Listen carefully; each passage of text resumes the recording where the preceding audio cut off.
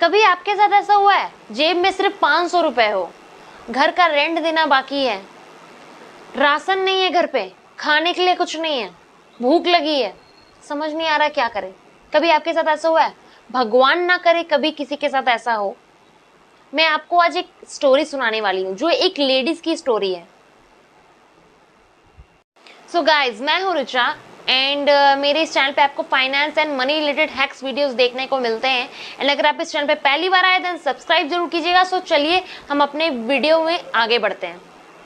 सो कहानी ये है कि एक बूढ़ी माँ होती है जिसके 3 बच्चे होते हैं। वो घर घर जाकर हाउसमेड का काम करती है और वो महीने का कुछ 8,000 रुपए कमा लेती है। फिर उसके पास उसका खुद का घर नहीं होता तो उसे कुछ 2,500 रुपए उसके रूम रेंट के लिए देने पड़ते हैं। 2,000 रुपए के कुछ महीने का पूरा राशन लेकर आती है। एंड फिर जो 1,500 रुपए बच गए, उसके बच्चे छोटे होते हैं तो उन्हें स्कूल फीस के लिए वो देती है।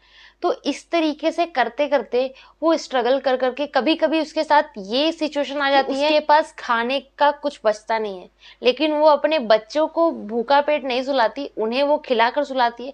कभी कभी वो अपना खुद सिर्फ पानी पीकर ही भूखे पेट सो जाती है। तो वो इतना स्ट्रगल करती है। एंड स्ट्रगल करने के बाद क्या है कि कुछ टाइम के बाद वो खुद का एक ठेला ले लेती है। अब जब उसने ठेला लिया तो वो कभी महीने का 8,000 कमा रही थी, अब उस ठेले से वो कुछ अपने चीजें बेचकर वो महीने का 12,000 कमाने लगती है। तो हम इस कहानी से लेसन क्या सीख सकते हैं?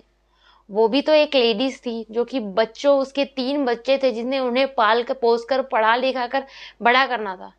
फिर भी उसने, हम में से बहुत सारे लोग, हम लोग सिचुएशन देखकर टूट जाते हैं, बट ये टोटली हम पे डिपेंड करता है कि हम उस सिचुएशन में टूटते हैं या हम कुछ करने का जुनून ठानकर कुछ कर लेते हैं या उससे निकलने का डिसीजन ले लेते हैं। तो ये टोटली हम पे डिपेंड करता है।